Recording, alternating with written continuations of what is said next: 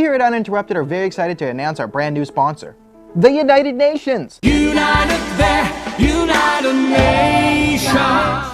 The United Nations is a fantastic, fantastic product.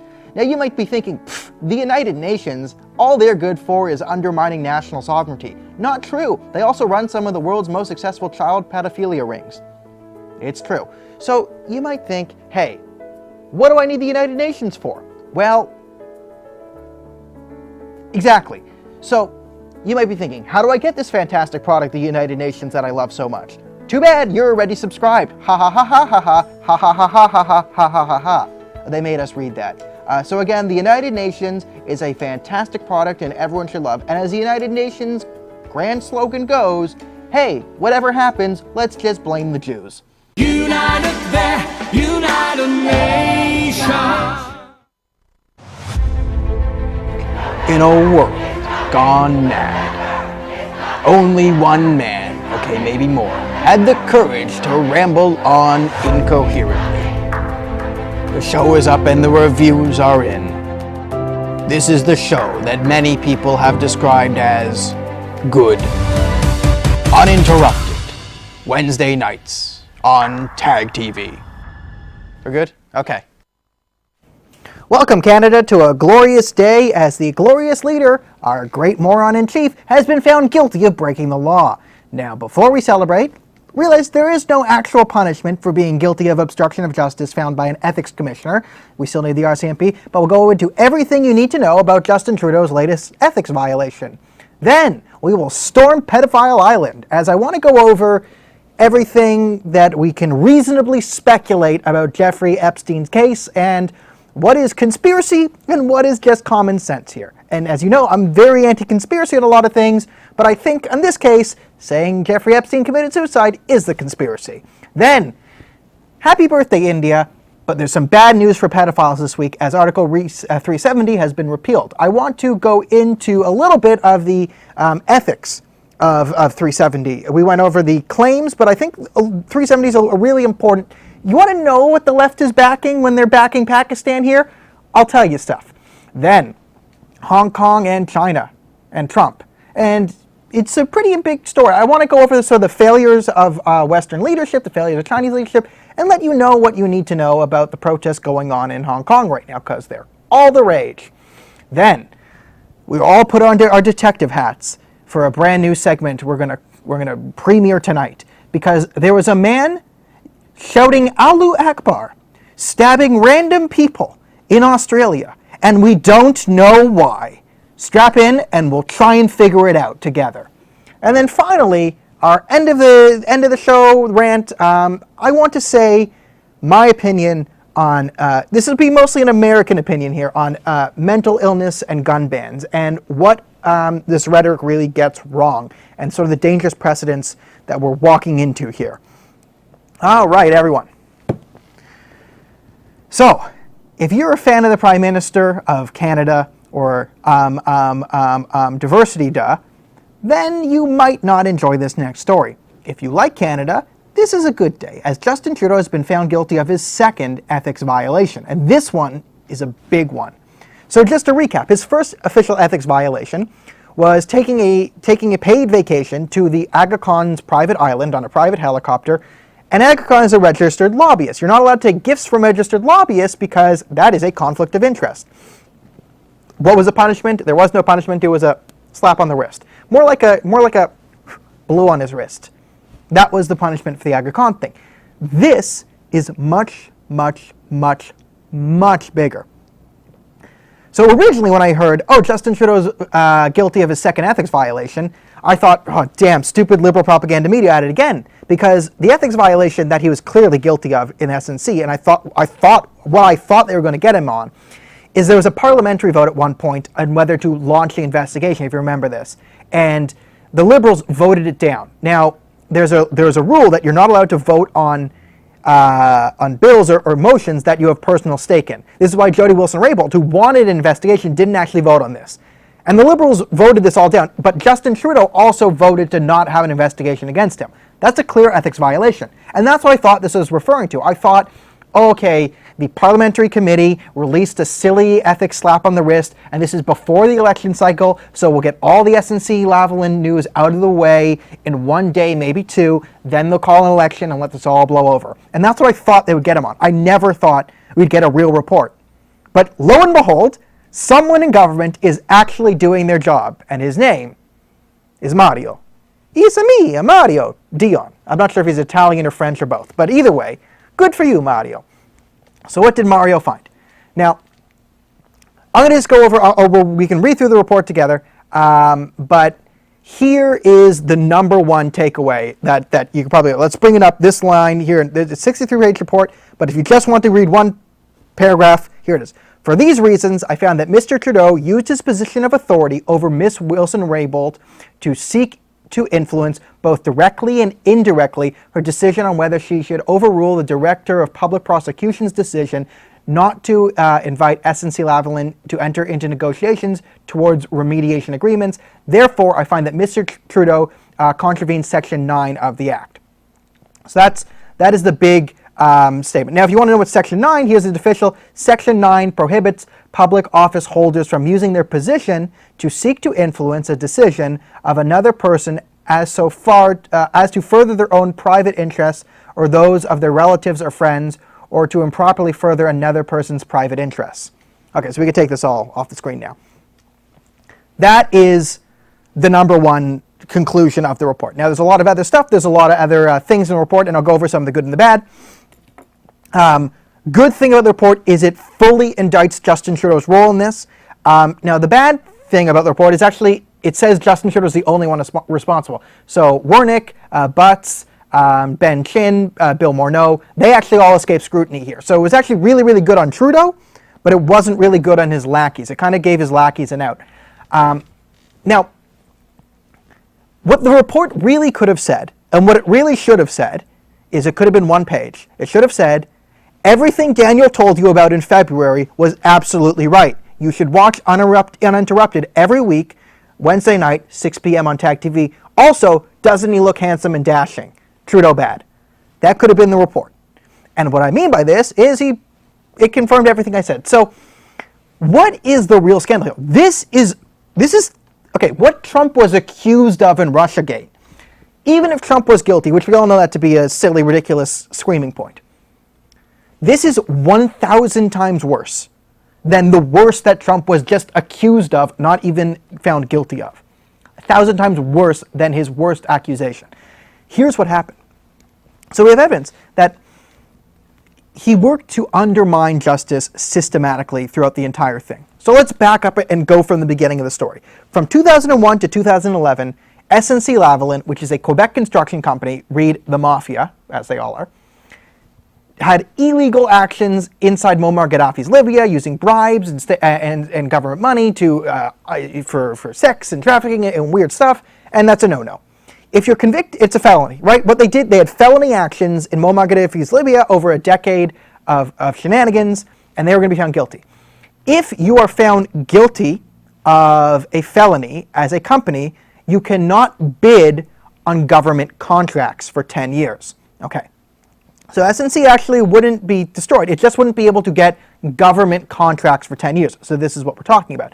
Now, there are reports coming out, and this is one of the big things, and this is one of the things that CBC won't really talk about so much, and this is sort of them dancing around the issue. The first major problem here is it was SNC-Lavalin that itself lobbied Justin Trudeau, and we have records of this at the Davos conventions, to institute a deferred prosecution agreement.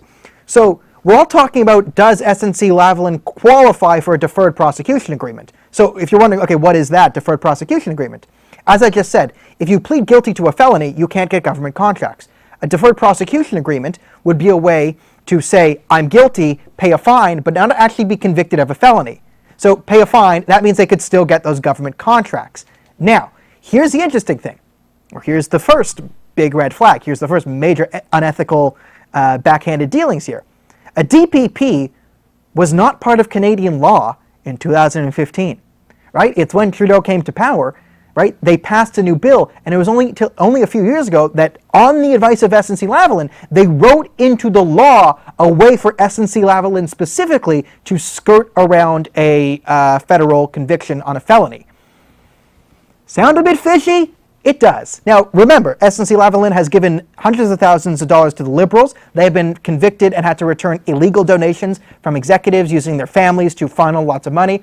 SNC-Lavalin executives have given a lot to the Trudeau Foundation, which is like a hack version of the Clinton Foundation. It's not even as good as like murdering people and pedophilia and all that. But still, evil, corrupt government organization. So there's the first major thing you need to know. Okay, the deferred prosecution agreement in itself was specifically designed on the advice of SNC-Lavalin to help Trudeau donors skirt justice and still get Canadian government contracts. Okay, first major red flag. Then let's go into what the deferred prosecution agreement was. Now, I'm not a lawyer, but there are only certain ways to qualify it. Now, there's an independent prosecutor's office. This was set up by Stephen Harper to avoid Liberals doing shenanigans like this. Harper specifically said, we're going to help, because the Canadian Constitution separates the Attorney General from the Prime Minister. Right? We need some separations of power here because, like, for the Americans listening, our House and our executive branch are combined into one. So it's really important that the judiciary remain separate. So SNC-Lavalin, the independent prosecutors decided they don't qualify for it because they're clearly guilty here and guilty of international violations and all that, so they don't actually qualify it. So Trudeau, his lackeys, then directed specific pressure. This is Justin Trudeau, this is Ben Chin, which was Bill Morneau's chief of staff, Bill Morneau himself, Gerald Butts, Katie Telford, chiefs of staff, big players in Trudeau's own administration, and many others. Warnick, who was supposed to be the impartial bureaucrat in charge of all this, who retired or resigned in disgrace.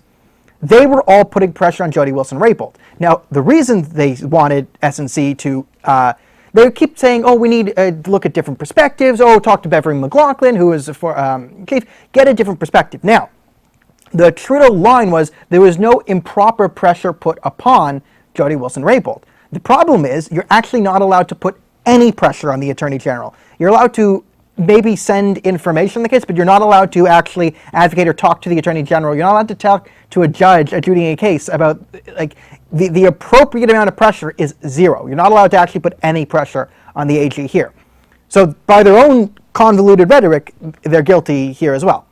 So that's what we're talking about. And as the report says, he put direct and indirect pressure. That means he put direct pressure on as himself and indirect. And we saw in the recordings from Michael Warnick, who is supposed to be independent, like Trudeau's independent senators, right? Him specifically saying, oh, the Prime Minister really wants this done. He's going to get it one way or the other.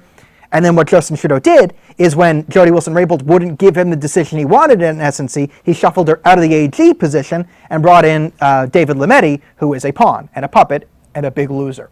So that is another thing we need to know. So that's really what we're talking about here. What I just described is the pressure being put on, and that's what we're focusing on. And good, and that is the biggest thing, but there are a whole mountain, right? That's sort of the tip of the iceberg here. There's a whole other thing, which is itself in SNC-Lavalin having their own influence with Trudeau to write the laws and all that, him shuffling her out.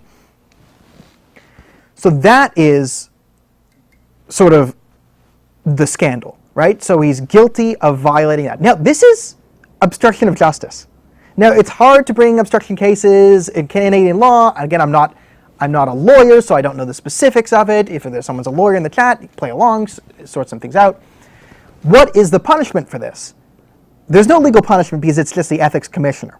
Now, this should trigger the RCMP to launch an investigation onto obstruction of justice, which it could carry a criminal penalty. At least the RCMP has to come out and explain why they're not launching an investigation into Justin Trudeau for obstruction of justice. The pressure is on the RCMP. They now have to either justify why they're not going to make a case, or they have to make a case against Trudeau. Because all of this has been laid out bare. There are other things, too, to the report. It is said that the Council of the Privy Kirk, which was Warnick's old job, actually did obstruct this ethics investigation from Dion. It does say in the report that there was further obstruction. And remember, Jody Wilson-Raybould wasn't given the ability to testify on everything. And remember, Wilson-Raybould testified, then Gerald Butts testified. Butts had access to all these old emails, And then when we voted to say, can we, Butt says one thing, Wilson Raybould says the other thing. They both claim in texts and emails, they said this. Can we see those texts and emails that they're both referring to? And then the committee voted, no, we can't look at the emails to determine who's lying. Who had a majority on this committee again? Oh, right, the Liberals.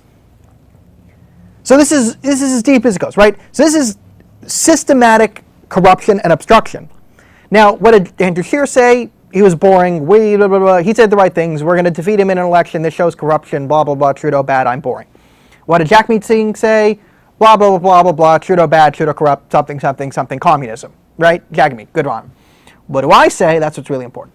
Actually, let's get to what Trudeau said. So if you saw my little tweeter, what did Trudeau say? He was questioned on this today. And Trudeau said, basically, I take full responsibility for doing nothing wrong. And here's another thing we have to get into.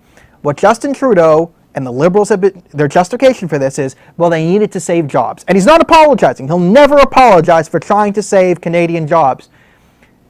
Now, if you're in Alberta, put down the rope, put down the knife, stop. I get, Albertans, calm down. I'm with you. Sit down. Don't throw the computer. You're right. He's wrong. But just breathe. Breathe, Alberta. We're just, it's October 21st. Just step down off the ladder. Okay. Now that Alberta's back with us, yelling how ridiculous that is. This is a completely erroneous claim. And he still made this claim today. He has claimed that he wanted to save SNC-Lavalin jobs. Now, we talked about SNC-Lavalin is an engineering and construction firm. They only won't be able to bid on government contracts. They still have a backlog of over $10 billion of contracts still to fulfill. They still can get private sector contracts. The only thing they wouldn't be able to do is bid on government contracts. They wouldn't be able to get government money. Now, that means government money would go somewhere else. If you're worried about Canadian jobs, just keep that government money within Canada. And if SNC-Lavalin has to lay off these people, other Canadian engineering firms will hire them because engineers are always in high demand. SNC-Lavalin itself came out and said that no jobs were at stake. This has been completely debunked by his critics, by his supporters, by basic logic. So everything Trudeau said was complete BS. And he came up today and said, oh, I remember when I respect the ethics commissioner and the findings. And the finding says, you guilty, man. Well, I agree, but I disagree. Right? So I accept, Trudeau accepts full responsibility. What did he do wrong? Nothing. I just stood up for Canadian jobs. And we need to make sure that this never happens again. We need to have a process in there to never happen again. How about criminal repercussions? How about that? How about if you're found guilty of obstruction of justice as a politician, instead of no punishment, there is something called a punishment. How about that? How about that? You break the law, there's a punishment. You break the law as Prime Minister, there's a punishment. There! Daniel's quick steps to solving this goddamn idiot's problems. So what is the punishment really? The punishment is basically this is made public and I get to yell at him for 15 to 20 minutes a week about how corrupt and evil he is. That right now is the only punishment. The punishment has to be, don't vote for him in October. Right? This is the punishment. So, to recap, SNC-Lavalin itself has enough power within the government with Trudeau because they've been giving him so much money over the years that they could get their own special law written into Canadian law called the Deferred Prosecution Agreement. However, because Stephen Harper separated the judiciary from the executive branch well enough, they still needed to convince this one person to use this legal loophole. They didn't qualify for the legal loophole. Trudeau then put pressure through his cronies, through Michael Wernick, through Gerald Butts, who is now back, Katie Telford and all this, to make the Attorney General change her mind. The Attorney General is, in the Canadian Constitution, it says this is illegal. So, special treatment for SNC-Lavalin to protect Canadian jobs, which is a lie, and then put pressure on the Attorney General, which violates the Constitution and is obstruction of justice. There you go. That is what this ethics violation was, and it is criminal. And it's not, and when CBC says, oh, he broke the ethics code, it's not a code, it's an act. This is illegal. He violated the law. Just because there's no punishment doesn't mean he didn't break the law here. This is code red, super illegal. Probably not as illegal as him currently using our tax dollars to fund terrorists through Islamic Relief Canada. Hello, Hamas. But this is the next worst thing. This is the second worst thing Justin Trudeau has ever done. All right. Thank you so much for listening to me rant about SNC-Lavalin. So please like the video, share the page, like the page, follow the page, subscribe to the YouTube, whatever you're doing. It really helps me out, helps the page grow, something, me. Okay. Story number 2. This probably should have been our top story, as pedophile is a pretty big deal, except we had breaking news today and Trudeau. But Trudeau also named in Pedophile Island logbook. So here we go. Jeffrey Epstein committed suicide last Saturday. Pretty convenient. Now, here's some things we need to talk about in context of the Epstein conundrum. And I will remind you, I'm very, very anti-conspiracy, okay? I don't like conspiratorial thinking. I've been the one on this program, even though you know how much I hate the UN, I've been trying to show you through reasonable human means, through either arrogance, ignorance, political entropy, apathy, how these forces can work together more efficiently and be more evil and create more damage than like George Soros at the top or the Koch brothers or whatever you have right? The Illuminati conspiracy, that's nonsense, right? The Illuminati is trying to create a globalist world. Okay, like the Hungarian Illuminati, it started as actually, it was a real thing, but it was like a nationalist movement like 500 years ago to establish like nations, right? It was anti-globalist. So you're saying these Illuminati 500 years ago as a nationalist movement survived 500 years for their grand globalist conspiracy? It makes no sense. So I've been that guy. Okay, don't come here for your Alex Jones nonsense. However, last Saturday was probably the greatest day of Alex Jones' life, and now him and I are on the same train of Epstein was murdered. Now, do I think that the Hillary Clinton pushed the, witness button, and then Chelsea comes in with the, you commit suicide now, right? No, I don't think there's a button, but so let's talk about some things we need to know in the context of Jeffrey Epstein. So Jeffrey Epstein was a billionaire. And how did he make his money? We don't know. No one knows how Epstein made his money. No one knows how he became a billionaire. That's very rare for a billionaire where you look and say, what does he do? We don't know.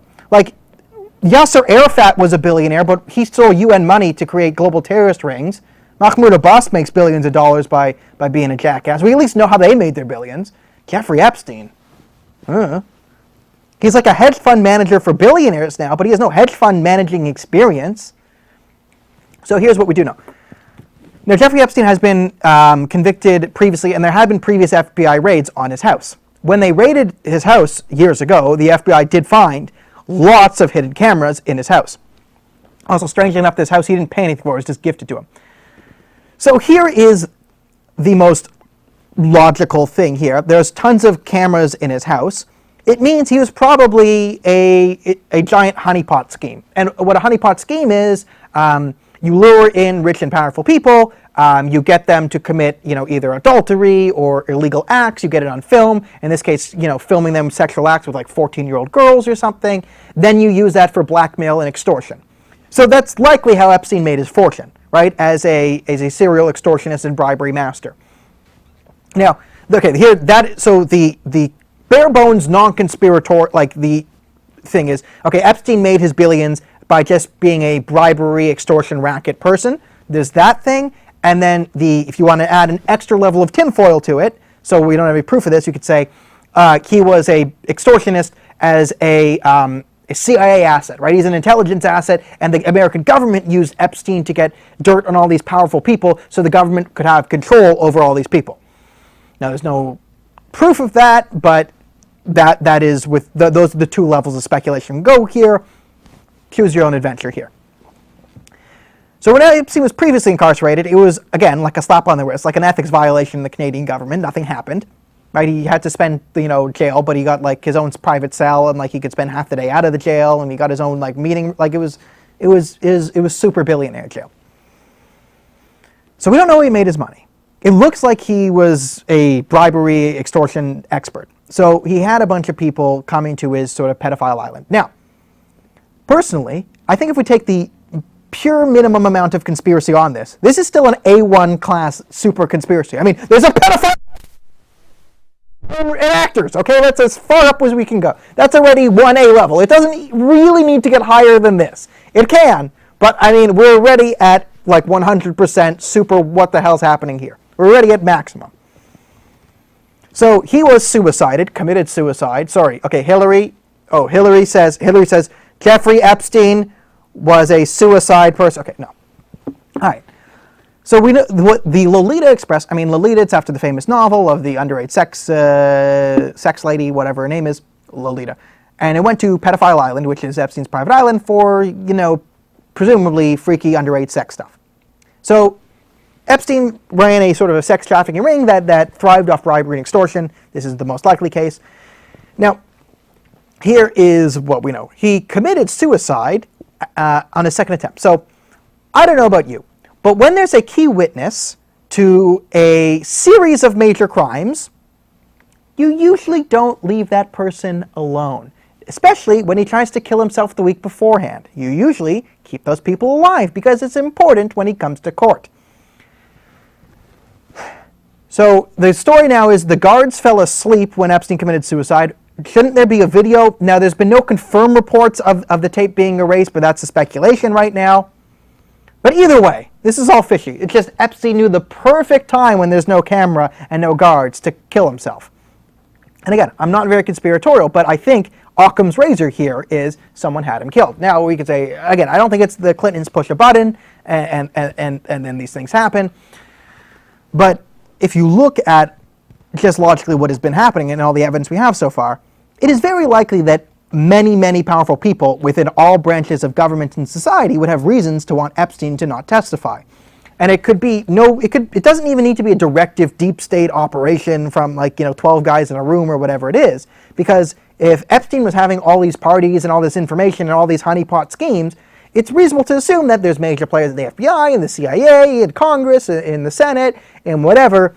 He has dirt on all of them, so there is a collective group with many people with the means and the abilities to affect outcomes at a small level jail to get rid of the problem.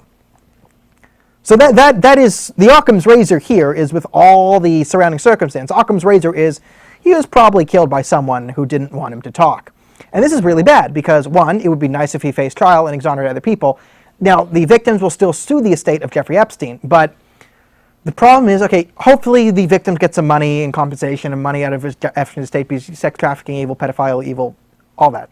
But in a criminal case, when someone dies, it becomes very, very easy for the other people named, right, Epstein's right-hand man or woman or all the people arranging this, to just all take the line, no, Jeffrey Epstein made us. It was all Epstein's idea. Epstein did this. Epstein recruited me. Epstein threatened me. He was threatening everyone else. He had tapes on me. He made me do it, right? I was forced to. He threatened me. Like, everyone can just blame everything on Epstein, and because Epstein is dead, these claims become very hard to contradict. So we can all just pin it on the dead guy now, which means all the surrounding people who should be thrown in a dark cell for forever, they'll probably skirt justice here, which is another bad thing.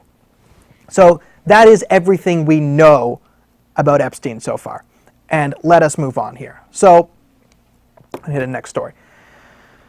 All right.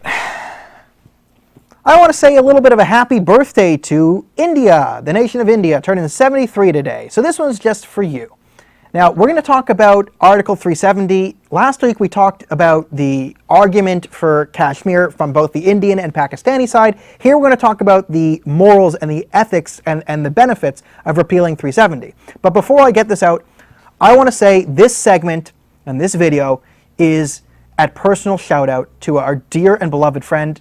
This week I had someone who claimed to be part of the Pakistani government tell me that I shouldn't post things without clearing it with the Pakistani government first. So I just want to say to the country of Pakistan, this video is for you. Kisses. Kisses for Balochistan, which was taken over, this time 73 years ago, illegally. And there's currently a genocide going on there. So hello, Pakistani government. Nice to meet you. Now, the Pakistani government is very upset that Article 370 is being repealed. Who else is upset? Jeremy Corbyn's upset. Linda Sarsour's upset. The NDP is upset. Chrystia Freeland. Let us read what Chrystia Freeland is saying right now. What is Chrystia Freeland saying on Article 370? This is Canada's brilliant, brilliant stateswoman, Chrystia Freeland. The Honourable Chrystia Freeland, Foreign Minister's Affairs, today issued the following statement. Canada continues to closely follow the developments of Jammu and Kashmir. In recent days, I have spoken to many Canadians, including Canadians of Kashmiri descent, who have family in Jammu and Kashmir, about this important issue. Like them, Canada is concerned about the risks of escalation, infringements on civil rights, and reports of detentions. We encourage meaningful discussions and consolidations with affected communities. We call on all parties to maintain peace and stability along the lines of control in the region. So we're against the risk of escalation.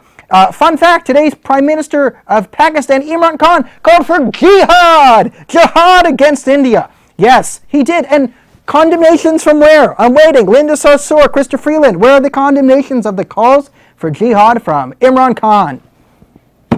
Deaf. Oh, shocking. Now, let's see another. What does Pakistan's Minister of Science have to say to de-escalate this entire thing? I appeal to all Punjabis in the Indian Army to refuse to be part of injustice and deny duty in Kashmir. This is the Science Minister. Insert joke here about Pakistani Minister of Science. So as you see, the Pakistanis clearly are maintaining a level head with their calls to jihad and funding of terrorism, as they do. And again, we were against detentions and deportations. Hello, Christia, where are you in Balochistan? Yes, the genocide and the people disappearing in Balochistan. Paging Minister Freeland, can we get a statement on the Baloch people, please? Now, Article 370, what it does is it takes away the status for Jammu and Kashmir to make their own laws. Now, we're worried about civil rights. Christopher Freeland is in a panic about civil rights. Now, this is a bad day for pedophiles because one of the special laws that Jammu and Kashmir was able to keep, child marriages. You're allowed to marry a child the age of 9 in Kashmir. Now, it's illegal in the rest of India, and now since Article 370 has been repealed, raping 9-year-old girls is now illegal. I'm very, very in favor of any anti-pedophilia motions. Turns out Christopher Freeland is worried about this, very worried about how the pedophiles in Kashmir might react. Oh no, cry me a river. The other things that have been repealed. Now, triple divorce. We know the concept of Islamic divorce, where a husband can just say talaq, talaq, talaq, or divorce, divorce, divorce, you're divorced. And in Kashmir, there are no protections against this until now, right? Women who are divorced, there's no alimony, no anything. You basically just end up homeless on the street. You're destitute. So husbands could keep their wives hostage under this draconian law. That's gone. Third, another great win for women in Kashmir region. So there are stupid protectionist laws in Kashmir. One of those is, if you're a woman in Kashmir and you marry someone from outside the province of Kashmir, you lose your citizenship and all your land. Right? If you own any property in Kashmir and you marry a non-Kashmiri, they confiscate everything from you. You lose citizenship, you lose everything. Funny enough, men can marry whoever they want and there's no repercussions. Shocking. Shocking, shocking, shocking. So I think that's a good thing. Women in Kashmir now have full rights. There's equal citizenship for men and women. Christopher Freeland's very, very worried about this. So is Linda Sarsour and the NDP. They're very worried. Now, this is the moral argument, right? If any self-respecting liberal, if they look at what Article 370 repeals and what laws it makes, way for, if you're against this, you're against liberalism, in my view, right? So before we just, go off on these tangents, oh no, we're worried about escalation and civil rights. Cry me a river. You didn't say anything about child marriages and the abuse of women in this region for 73 years. Don't start now. Now they're starting to gain rights. It's perverse. It's an inversion of reality. Now, there's another thing that is important to note on this, on 370. Here is the economic argument. Now, there's going to be people mad in Kashmir, but you have to say there's other economic protectionist laws that Article 370 gets away from. Kashmir has been so isolationist and protectionist as there's been a huge push for Islamists, and there's really 3 families that run Kashmir. Kashmir, it's like a quasi-Sharia feudal state. Think, Game of Thrones, but instead of dragons, it's mobs of angry Islamists. You're not allowed to have foreign investment in Kashmir. Kashmir is economically destitute despite having resources and capital not to be, right? When you outlaw foreign investment in a place and everything has to be funded by the government and the government is corrupt and run by 3 families, it's going to lead to widespread poverty, which there is widespread poverty in Kashmir. With the repeal of these laws and with reasonable economic conditions going to be restored there, this is going to be good for everyone in Kashmir. Now, the left Islamists will never tell you this about Muslims, but here's the great secret about Muslims. Muslims, like every other people, are people. And people everywhere benefit from good policy. And people everywhere are hurt by bad policy. Good policy, which is allowing foreign investment into Kashmir, allowing it to function like a 21st century economy, allowing it not to be run by a feudal quasi-mafia Sharia state, is good for everyone. Over the next 10 to 20 years, you're going to see massive improvements in the quality of life of everyone in Kashmir. Muslim, Hindu pundits, middle class, lower class. Except for those three ruling families, everyone else in Kashmir will have massive benefits. So this is good for the people of Kashmir. And this is not what they'll tell you. This is, I mean, again, Chrystia Freeland is very concerned about all this. Very, very concerned. And as I said last week, what is the Pakistani claim to Kashmir? It's an Islamist claim. Pakistan's claim to Kashmir is there are Muslims in Kashmir, and because Muslims are not run under Sharia law, and because Muslims might be subjected to the rules of non-Muslims, this is somehow oppression of Muslims here in Pakistan. It's a crazy claim, it's an Islamist claim, and it's an invalid claim.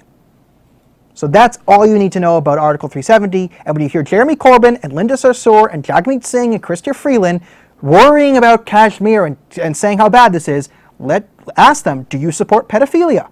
Do you support the repression of women's rights? Do you support draconian laws? Right? Ask them to support this. Because this is what they're supporting when they're worried about the actions of India. And the other thing here is, let's be honest, Kashmir, it's like the Golan Heights. It's a heavily mountainous region. There's tons of terrorist groups funded by the ISI inside of Kashmir. You can't cede territory that is important military strategic significance, especially your own territory, if it's it's the high ground. You can't cede the high ground to terrorists. And this is good for everyone there. So that's all you need to know about Article 370 and Kashmir. So again, happy birthday, India. And also Pakistan. Get out of Balochistan, you jerks.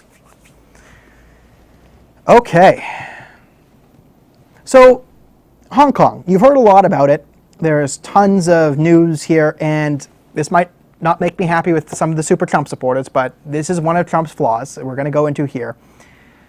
What is happening in Hong Kong? So Hong Kong, there's been mass protests because Hong Kong used to be a British protectorate, and then in the 90s it was given back to the mainland China, and it was promised to sort of maintain the laws it had created over the years, but slowly China has tried to exert its pressure over Hong Kong and take it over. So these protests started over an extradition law. People in Hong Kong were rightfully upset that now they could be extradited to mainland China to face trial there. And mainland China, what's the justice like in mainland China? 404 error, justice not found. It's the communist government. Which brings me to Daniel's point number one about the coverage of Hong Kong. As some of you are aware, I've been watching an hour of CBC News every day for the last couple of weeks. They cover Hong Kong almost every day. Good. One word they have not said during the entire Hong Kong coverage. Can you guess what it is? Communism or communist. They have not said communism or communist. They're pro-democracy protesters. What are they protesting against? The blank government of China. What type of government is China? A communist one. They are protesting a communist government. So that's one thing the news is just not saying. You don't hear the phrase communism. Now, China's government is bad news bears. They're bad actors on the world stage. Xi Jinping has declared himself prime minister for life. It's a dictatorship. It's a communist dictatorship. You know, it's not as bad as Mao Zedong, but that's a very low bar to jump over. This brings us to global markets being in flux because Trump has put 10% tariffs on China. Now, Trump thinks tariffs are great. Tariffs are great. I know a guy. I do great deals. I know all about trade because I know a Chinese guy. He says I'm great with trade. I make deals. He makes deals. I love deals. It's great deals.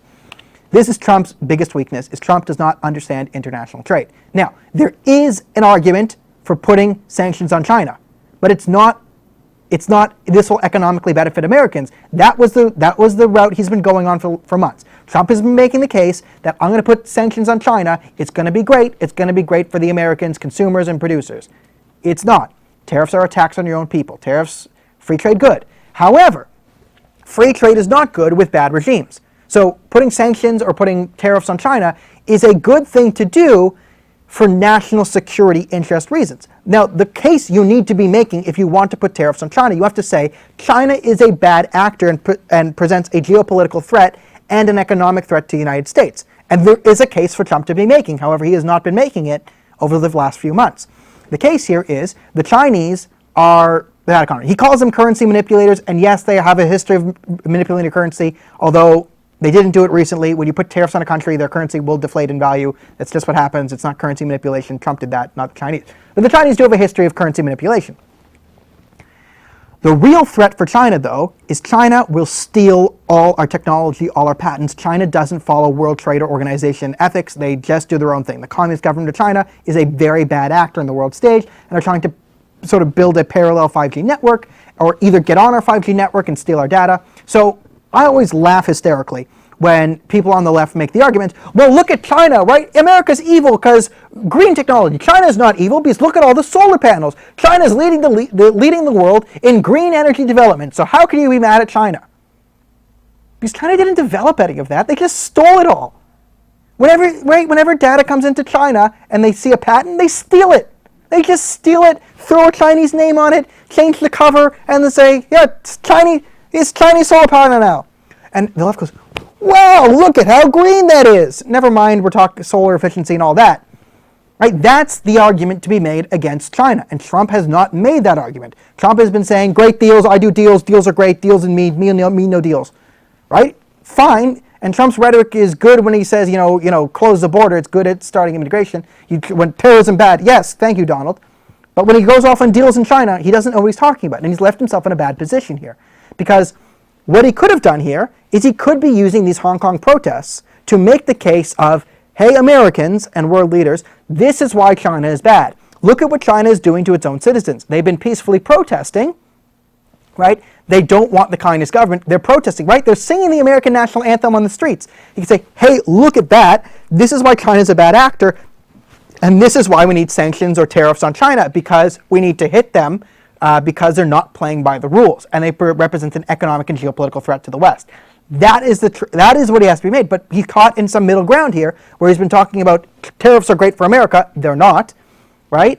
But we're going to do great deals with China because Xi Jinping is a great guy. He's also a loser who's screwing us. So Trump has caught himself in a sort of a trap where his rhetoric is all over the place. What's new? But again, this is Trump's weakest point. And this is why markets are taking a hit right now, because the Americans really have nowhere to go right here. And there's a lot of uncertainty with the tariffs on China, with China's actions in Hong Kong, with them shutting down airports. So, the protests have really morphed, but what do they want? They want they basically want the extradition law repealed, or they want independent looks into police sanctions, but it's really about extradition laws. And the real issue here is China, communist China, is a bad human rights actor. It is also a bad actor in world trade in the sense that it steals technology and capital from other countries and needs to be combated. And weakness, like if you see Justin Trudeau, who's so weak on China, right? He can't get on the game. He can't back the Americans here. I mean, you gotta love Trudeau because we're in the middle of a trade war between America and China, the two biggest world economies, and somehow we're on the bad side of both America and China. So weakness from Western leaders is a big problem here, and the inability to actually to say we're really there's a moral argument to these sanctions and tariffs against China. It's not an economic one. So that is a problem that Trump is suffering from here. All right. I believe we're getting to the point of, okay, second last story. Now, there was a story this week in Australia. Let's bring up this story here, where a man was caught running around with a knife. So as you see, man with history of mental health issues held after knife attack in Australia. Okay. Australian police said knife-wielding man yelling, Allahu Akbar, or God is great, attempted to stab several people downtown Sydney, at least one, blah, blah, blah. Police later said that all evidence points to a man with mental health issues lashing out. But they still can't figure out terrorism things. So, man yelling Allahu Akbar, stabbing people, and we don't know the motive, but we suspect it's mental illness.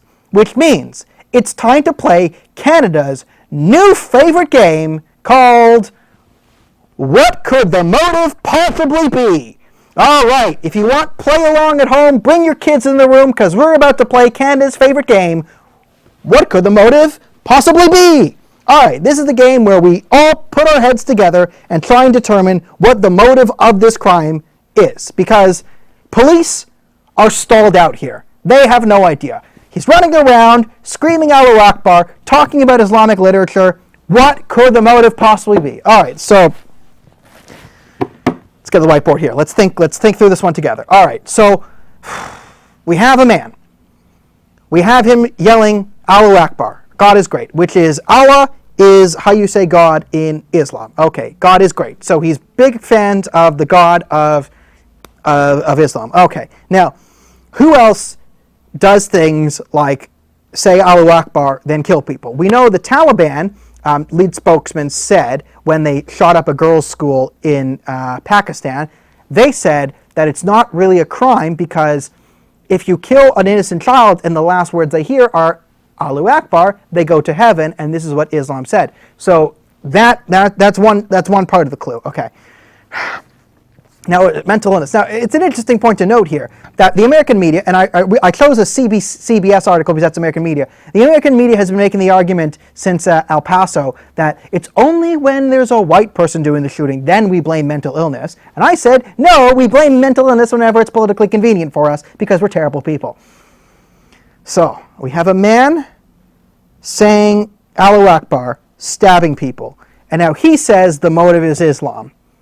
And this lines up with other Islamist groups like the Taliban, Al-Qaeda, ISIS, Hamas, who also say the motive for their actions is radical Islam.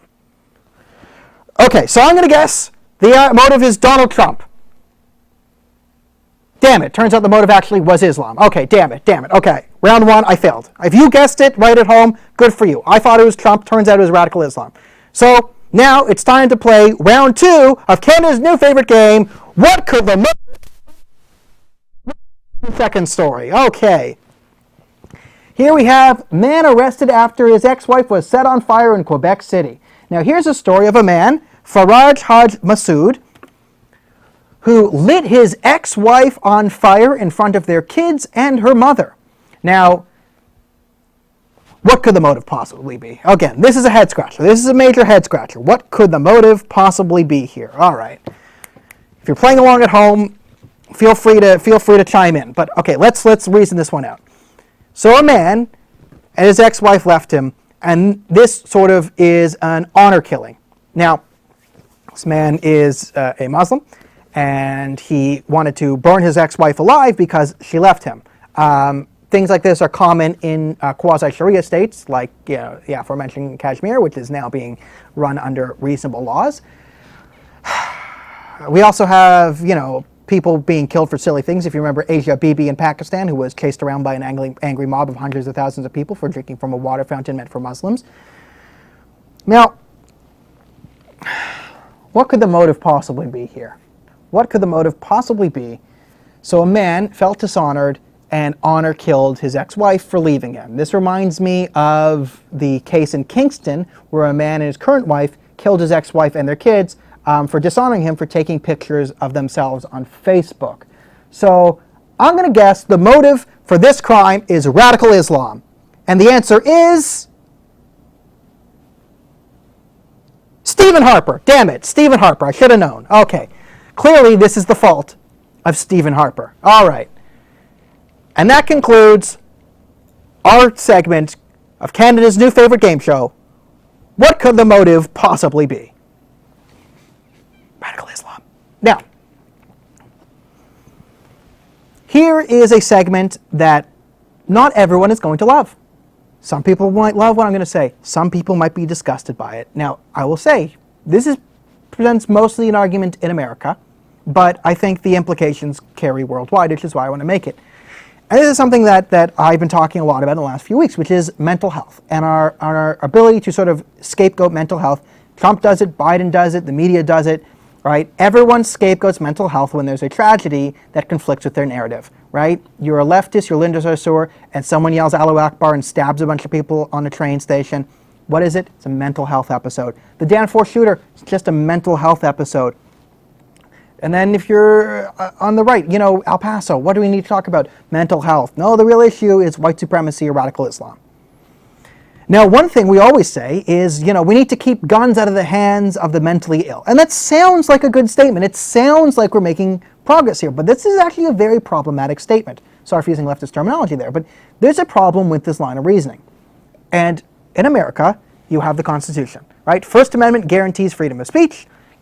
Second Amendment is the right to bear arms, right? There's a lot of other great amendments, right? If I believe Fourth Amendment, you don't have to, illegal search and seizure. Fifth Amendment, on incriminating yourself. All the different amendments and all the different constitutional acts. Constitution is very important. It's the basis of law. So when we say, we need to keep guns out of the hands of the mentally ill, we just kind of hear a translation of, we need to keep guns away from crazy people, which makes sense. Intuitively, crazy people shouldn't have guns. That makes sense, right? We need red flags. We need gun laws. But here's a problem, right? When we say mental health, that is a very, very, very wide spectrum. Most mental health issues are depression and anxiety, right?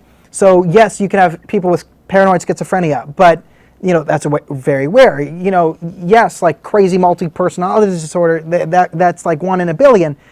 But a lot of mental health is just depression, anxiety, everyday thing. Seasonal affective disorder is mental health, right? And then there's like narcissistic personality disorder. There's a whole breadth of this. Now, here's a very important fact to know before we go forward. People with mental health are less likely to commit a violent crime than the general population. They're also more likely to be the victim of a violent crime than the general population. That's important. They're less likely to commit a violent crime. So when we say we have to keep guns in the hands of the mentally ill, what's the justification, right? I think it's a pretty flimsy justification if we're going based on the facts, right? If you're saying people with mental health issues are dangerous with guns, well, the studies actually show they're less dangerous than the general population. So right now, our real basis for taking guns away from the mentally ill is we just get an uncomfortable feeling around mentally ill people. Mentally ill people make us uncomfortable is essentially the justification you're using for taking away one of their constitutional rights. So this sets a terrible precedent, right? So if you can just say someone is not entitled to the Second Amendment because of mental health, right? They're dangerous. Mentally ill people are dangerous, so they can't be trusted with the Second Amendment. Could you say, well, this guy has depression, this guy has mental health, now he's too dangerous to speak, right? We can now shut up people we don't like, because mentally ill people saying crazy things might inspire other people, so we can't have freedom of speech for the mentally ill, right? Because what's the justification? There's no justification based on statistics because they're less likely to commit violent crime than the general population, right? So what other laws what other legal protections can we just strip from the mentally ill because they make us uncomfortable, right? That's the precedent we're setting. Number 2, are we really serious about helping the mentally ill? I hope we are, right? We tweet about it one day a year, so we're serious, right? It's Mental Health Day. Everyone get on the mental health train. But if you start to set a precedent now that people with mental health issues are less, are likely to get their rights taken away, right? If you suffer from sadness, right, you've been feeling down for about 4 months now and you're in a rut, right? We're part of a society that once a day, in May, we say, hey, no shame in that, go seek help. Here's a commercial to inspire you, right? Go seek help. Mental health. Well, that's a good thing to put out into the ether. Don't feel ashamed of having mental health issues. Go seek help, work through it. You're no less of a man or a woman for seeking through it. But are people more or less likely to seek help for mental illness if they're afraid of what a mental illness diagnosis could do for them? Because if you're diagnosed with a mental illness, and all of a sudden you might not be able to have the same rights as beforehand, are people now less likely to seek out help for mental health than they were before? Here's a very good argument to be made that is the case. That once you start saying mentally ill people are dangerous with guns, you now have a whole host of people who might benefit from CBD if they have anxiety, who might benefit from having someone to talk to if they have depression, who might benefit from light therapy if they have seasonal affective disorder. But now you have people who will be worried that if I get these diagnoses, if I'm diagnosed with a mental health issue, then I might lose some rights. I might not be able to carry a gun. It might be illegal for me to protect my family. I live out here on a farm, right? I live in a rural area. The police can't get to me, right? And then if they can take away their guns, can they take away my freedom of speech from mentally ill? It doesn't inspire people with potentially mental health issues to go seek treatment if you're going to start to say that they can lose rights of basic citizens. So yes, it sounds nice to take the guns away from the crazy people. And, we don't want crazy people to have guns. But society is a trade-off of rights and freedoms, and every action has consequences, and there's a law of unintended consequences, and here are some very reasonable consequences of a good-sounding law.